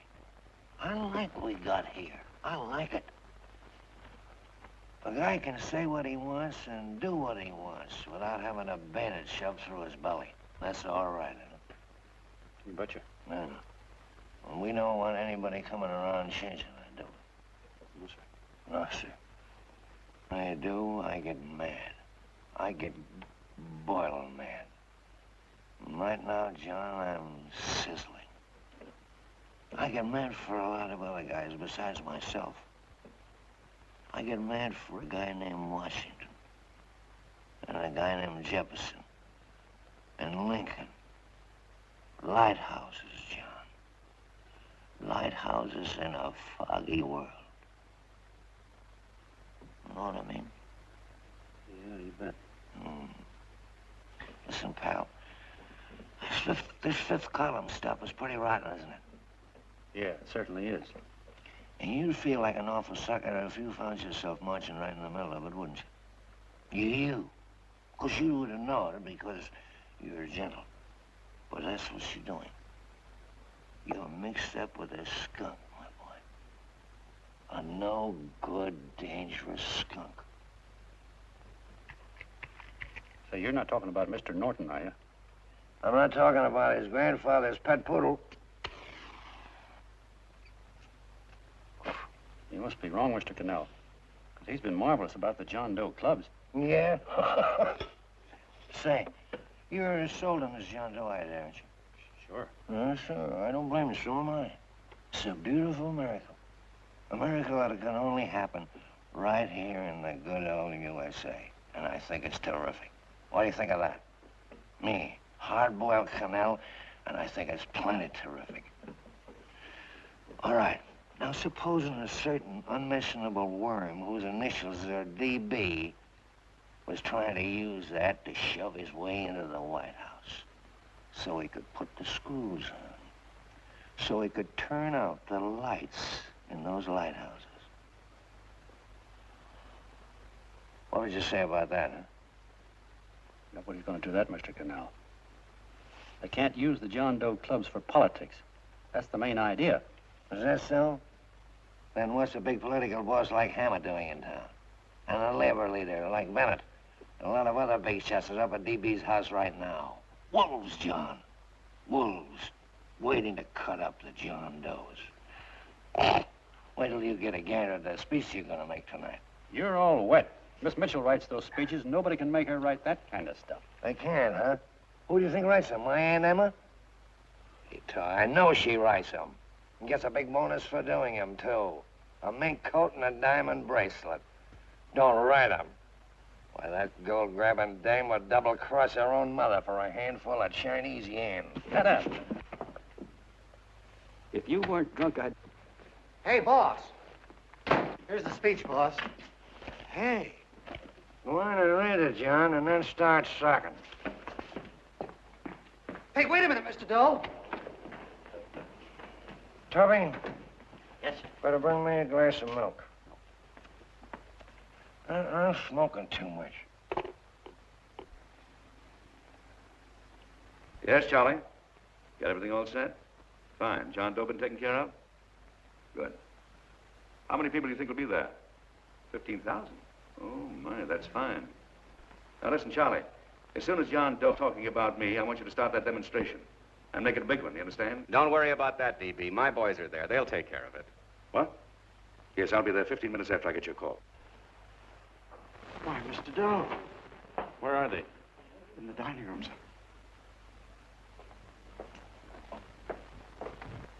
Now, gentlemen, I think we're about ready to throw that great big bombshell. Yeah, well, it's about time. Even a conservative estimate shows that we can count on anywhere between 10 and 20 million John Doe votes. Now, add to that the labor vote that Mr. Bennett will throw in, and the votes controlled by Mr. Hammett and the rest of you gentlemen in your own territories, and nothing can stop us. As I said before, I'm with you, providing you can guarantee the John Doe vote. Don't worry about that. You can count on me on one condition. Little Bennett's got to be taken care of. Didn't I tell you that everybody in this room would be taken care of? My agreement with you gentlemen stands. I'm with you, DB, but I still think it's a very daring thing we're attempting. These are daring times, Mr. Barrington. We're coming to a new order of things. There's too much talk been going on in this country. Too many concessions have been made. What the American people need is an iron hand. You're right. That's true. You're quite right, DB. Discipline. Right. And now, may I offer a little toast to Miss Ann Mitchell, the brilliant and beautiful lady who is responsible for all this. Miss Mitchell. Mr. Norton, I'd like to talk to you alone for a minute. Oh, Miss Mitchell has something to say to us. Let's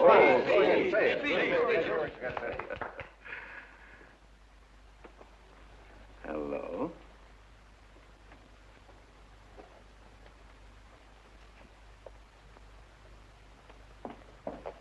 John, I'm so glad to see you. I was terribly worried. Did you write this? Yes, I did, John, but I had no idea what was going on. You didn't? No. That's a swell bracelet you're wearing.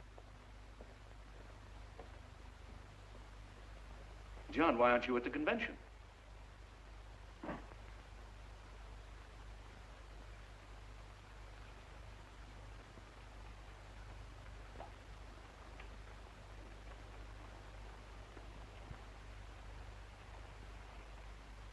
Is there anything wrong? No, nothing's wrong. Everything's fine. So there's going to be a new order of things, huh? Everybody's going to cut himself a nice fat slice of the John Does, eh? You forgot one detail, Mr. Big Shot. You forgot me, the prize stooge of the world. Why, if you or anybody else thinks he's going to use the John Doe clubs for his own rotten purpose, he's going to have to do it over my dead body. Well, hold on a minute, young man. Hold on. That's rather big talk. I started the John Doe clubs with my money. And I'll decide whether or not they're being properly used. No, you won't. You're through deciding anything. And what's more, I'm going down to that convention, and I'm going to tell those people exactly what you and all your fine feathered friends here are trying to cook up for them. And I'm going to say it in my own words this time. Stop it, baby. You ruined us, DB. Wait a minute, fella. My uncle wants to talk to you. Listen to me, my son. Before you lose your head completely, may I remind you that I picked you up out of the gutter and I can throw you right back there again? You've got a nerve accusing people of things. These gentlemen and I know what's best for the John Does of America, regardless of what tramps like you think. Get off that righteous horse of yours and come to your senses. You're the fake. We believe in what we're doing. You're the one that was paid the 30 pieces of silver. Have you forgotten that? Well, I haven't. You're a fake John Doe, and I can prove it. You're the big hero that's supposed to jump off tall buildings and things. Do you remember? What do you suppose your precious John Does will say when they find out that you never had any intention of doing it, that you were being paid to say so? You're lucky they didn't run you out of the country. With the newspapers and the radio stations that these gentlemen control, we can kill the John Doe movement deader than a doornail. We'll do it, too, the moment you step out of line. Now, if you still want to go to that convention and shoot your trap off, you go ahead and do it.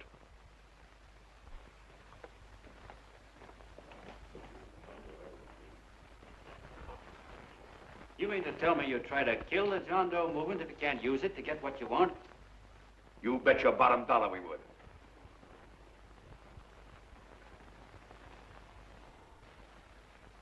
Well, that certainly is a new low. I guess I've seen everything now. You sit there back of your big cigars and think of deliberately killing an idea that's made millions of people a little bit happier. An idea that's brought thousands of them here from all over the country, by bus and by freight and jalopies and on foot, so they could pass on to each other their own simple little experiences. Why, look, I'm just a mug and I know it, but I'm beginning to understand a lot of things. Why, your type's as old as history. If you can't lay your dirty fingers on a decent idea and twist it and squeeze it and stuff it into your own pocket, you slap it down. Like dogs, if you can't eat something, you bury it. Why, this is the one worthwhile thing that's come along. People are finally finding out that the guy next door isn't a bad egg. That's simple, isn't it? And yet a thing like that's got a chance of spreading till it touches every last doggone human being in the world, and you talk about killing it. Why, when this fire dies down, what's going to be left? More misery, more hunger, and more hate. And what's to prevent that from starting all over again? Nobody knows the answer to that one, and certainly not you with those slimy, bollocked-up theories you got.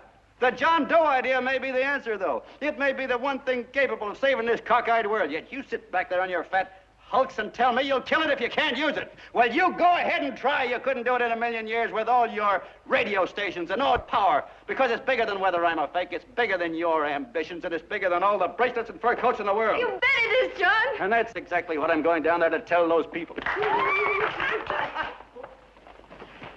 A minute, you ungrateful rat. My uncle's been too good. Getting away. John! Give me the bullet. John! I've always told you, D.B., you're playing with dynamite. Which way? All right, now, girl, get away. Before he gets doing that, he'll ruin us all. Now, stop him. I'll stop him cold. Don't worry, I've been ready for this. John! Oh, John, please listen to me. Please, I can explain everything, John. I didn't know what they were going to do. Let me go with you, John. John, please. Go ahead, driver. Full park. Explain it to you, John. Please let me go with you. Please. John! Mr. Martin wants to see you. Listen to me, Mayor Lovett. You do as I say. I want them both arrested. You tell the police department to pick up Cannell. I've got the girl here. I've got the bullet. I don't care what you charge him with. If you're worried, let him go in the morning, but keep him in jail overnight. Hello, Bulletin. Put wire on.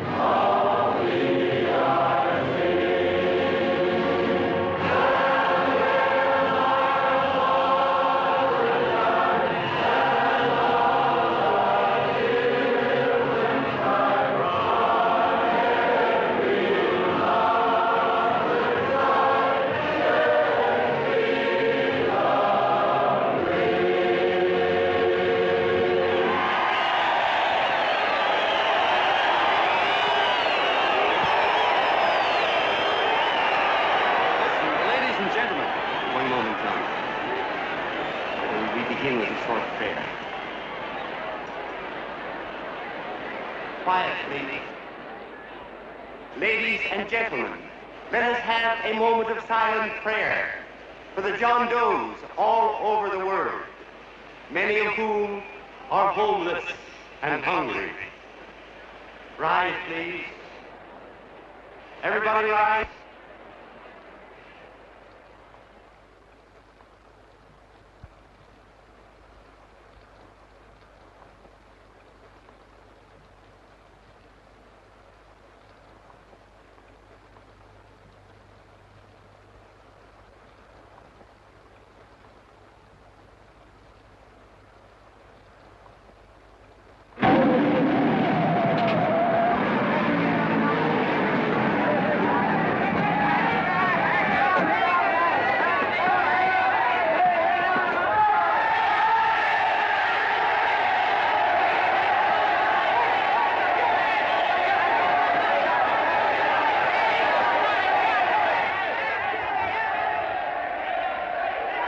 Newsboys.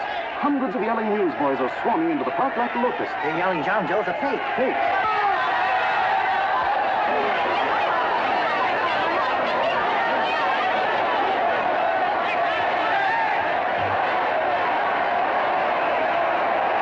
Federal investigation urged by Chamber of Commerce. How could he be a fake? It must be some kind of a gag. A what? A gag. A gag.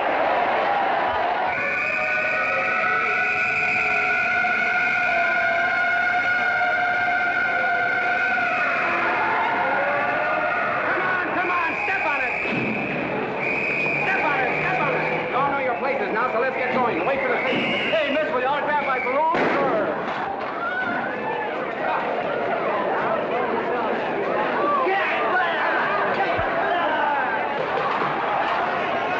Ladies and gentlemen, this is exactly what I came down here to tell you about tonight. Please, if you all just be quiet for a few minutes, I can explain this whole thing to you. As you all know, this paper is published by a man by the name of D.B. Norton. Wait a minute! Wait a minute, ladies and gentlemen. My name is D.B. Norton. You all know me. I accuse this man of being a faker. We've been taken for a lot of suckers, and I'm the biggest of the lot. I spent a fortune backing this man in what I believe to be a sincere and worthy cause, just as you all did. And now I find out it's nothing but a cheap racket cooked up by him and two of my employees for the sole purpose of collecting dues from John Does all over the country. That's a lie. It's not a lie. Nickels and dimes to stuff into their own pockets. You can read all about it in the newspapers there. That's a lie. Listen, ladies and gentlemen, don't believe what... This man had no intention of jumping off the top of a building. He was paid to say so. Do you deny that? That's got nothing to do with it. Were you paid for it or weren't you? Yes, I was paid, but there happened... And what about the suicide note? You didn't write that either. What difference Did you write it or didn't you? No, I didn't write it. Now, you bet your life you didn't. You look in your papers, ladies and gentlemen, and you'll find Miss Mitchell's signed confession that she was the one who wrote it. Listen, folks, it's a fact that I didn't write the letter. There, you see, he admits it. You're a fake, John Doe. For what you have done to all these good people, they ought to run you out of the country. And I hope they do it.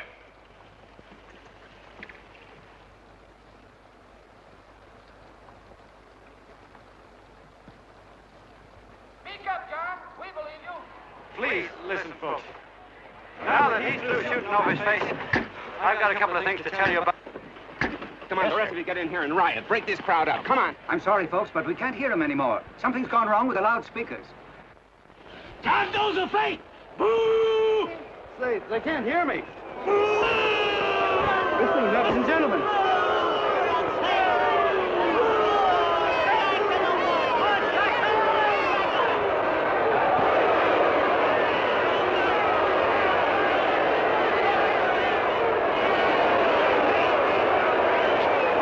This thing's bigger than whether I'm a fake. Look, Kurt, you believe me, don't you? Sure, I believe you. Walking my legs off, thinking up 5,000 signatures for a phony. Well, there you are, Mr. Doe. 5,000 names asking you not to jump off any roof. It makes no difference, Bert. The idea's still good. We don't have to give up our club. Yeah, well, you can have it. They're starting to throw things. Somebody's going to get hurt. I'm afraid it'll be John Doe. Listen to that mob. I'm gonna go to him. All right, lady. Can't let you out. Let me go. I want to go to him. Oh, please. Please let me go. They're crucifying him. I can help them. Sorry, sister, we got orders to hold. Orders from who? Can't you see it's a framer? And oh, mother, they won't let me go. They won't let me go. Listen, folks. You gotta listen to me, everybody. Back to the jungle, you hobo! Trust another racket. Stick to your clubs. We've been fed baloney so long, we're getting used to it.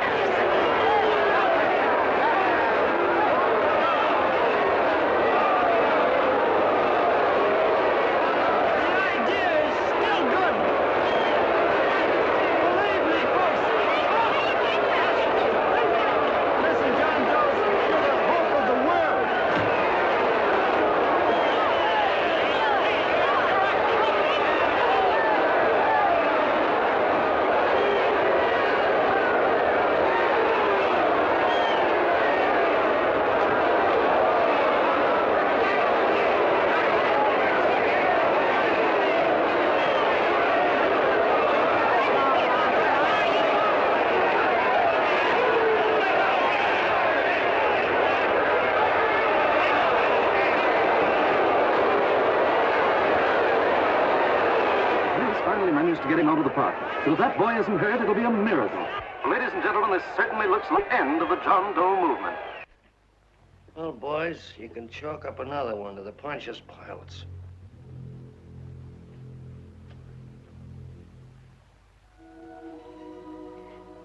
I should have been there. I could have helped him. He was so all alone. A lot of us are going to be mighty ashamed of ourselves after tonight. We certainly didn't give that man much of a chance.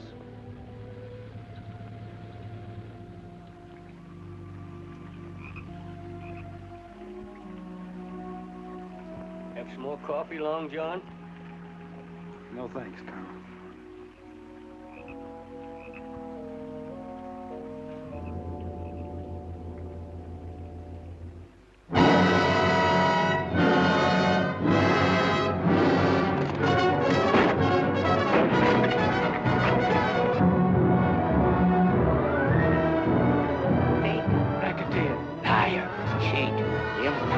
Why don't you jump? Christmas Eve at midnight. Bye, Mr. Doe. You're a wonderful man. And God bless you, my boy.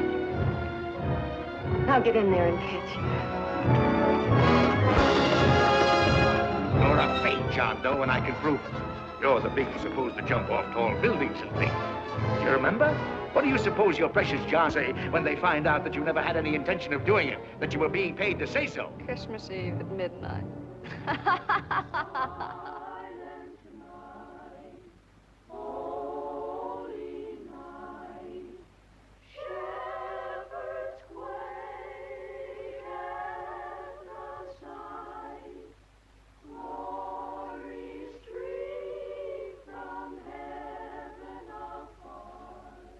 Merry Christmas, son. Merry Christmas.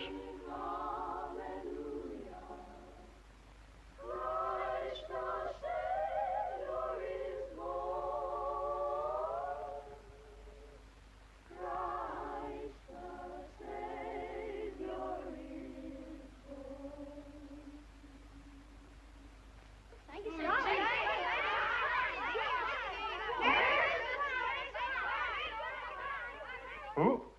John Doe. Is that screwball still around? Ah, Dame's been calling all day. Sure, I know. Yeah, at midnight, huh? Okay, lady. I have the place surrounded with nets. They're laughing at me.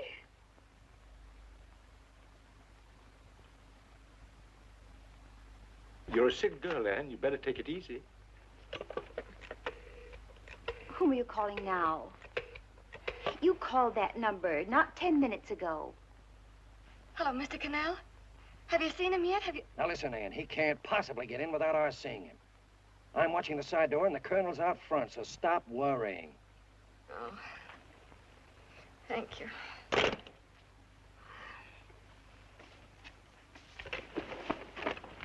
Why, Ann? Anne, don't be foolish.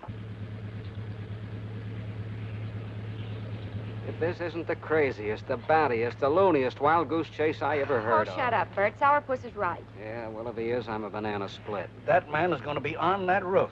Don't ask me how I know. I just know, and you know it as well as I do. Sure. I'd like to believe in fairy tales, but a guy that's a fake isn't going to jump off any roof. I don't think he was any fake, not with that face. And anyway, what he stood for wasn't a fake. Okay, honey, okay.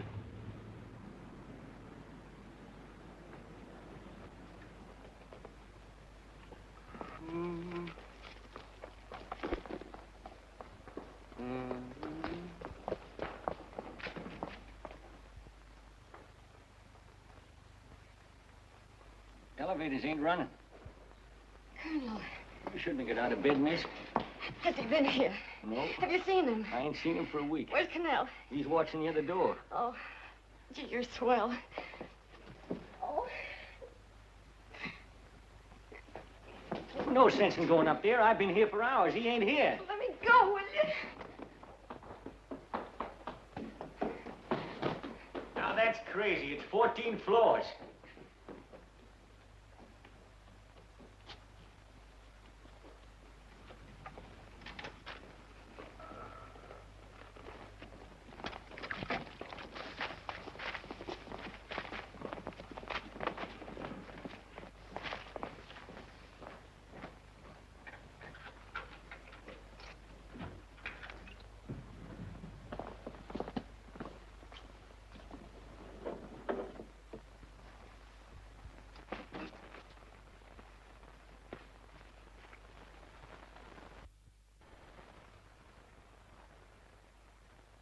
As far as the elevator goes, we got to walk up to the tower.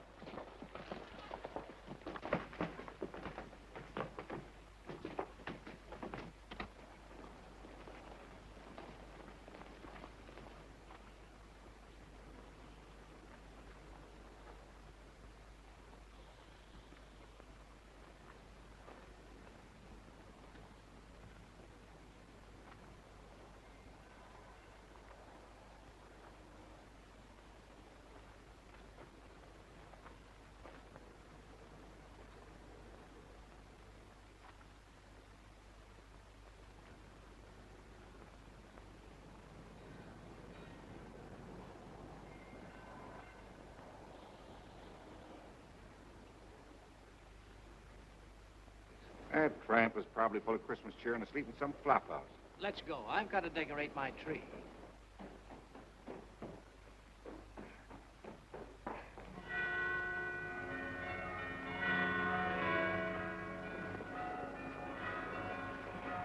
Well, I give up. I don't know what gave us the idea that we'd attempt anything like this. I guess you're right. I'm afraid the joke's on us. Let's go. I hope nobody finds out we've been here.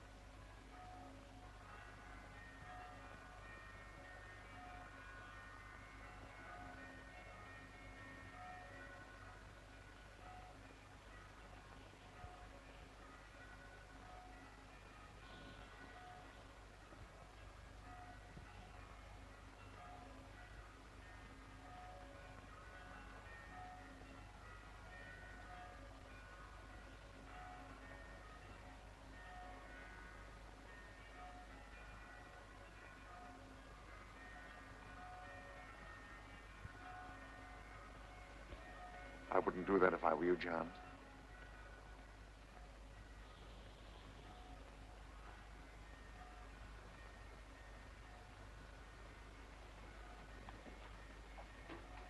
It'll do you no good.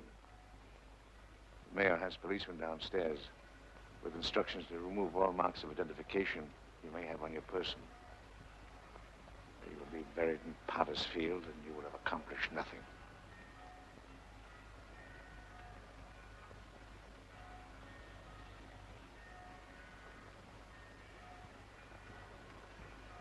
I've taken care of that. I've already mailed a copy of this letter to Mr. Cannell. John, why don't you forget this foolishness? Stop right where you are, Mr. Norton, if you don't want to go overboard with me.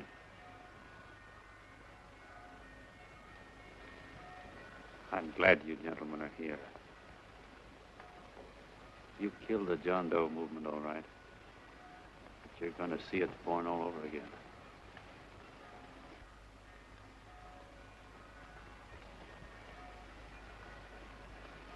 Now take a good look, Mr. Norton. John! John! Oh, John, no, I won't let you. I love you, darling. Oh, please. Please don't give up. We'll start all over again. Just you and I. It isn't too late. The John Doe movement isn't dead yet. You see, John, it isn't dead or they wouldn't be here. It's alive in them. They kept it alive by being afraid. That's why they came up here. Oh, darling. Sure, it should have been killed. It was dishonest. But we can start clean now. Just you and I. It'll grow, John, and it'll grow big because it'll be honest this time. Oh, John, if it's worth dying for, it's worth living for. Oh, please, John. Oh. Oh, please, please, God, help me. John, look at me. You want to be honest, don't you? Well, you don't have to die to keep the John Doe idea alive. Someone already died for that once. The first John Doe. And he's kept that idea alive for nearly 2,000 years. It was he who kept it alive in them. And he'll go on keeping it alive forever and always. For every John Doe movement these men kill, a new one will be born. That's why those bells are ringing, John. They're calling to us. Not to give up, but to keep on fighting, to keep on pitching. Oh, don't you see, darling? This is no time to give up. You and I, John, we... Oh, no. No, John. If you die, I want to die, too. Oh, I love you. Oh, darling.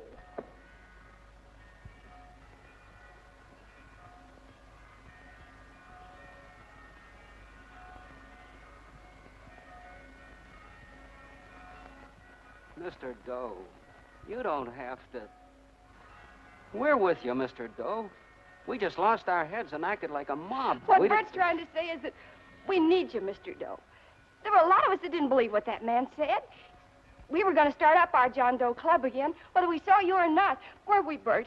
And there were a lot of others that were going to do the same thing. Well, Mr. Sourpuss even got a letter from his cousin in Toledo. I got it right here, Mr. Doe. Only it'd be a lot easier with you. Please. Please come with us, Mr. Doe.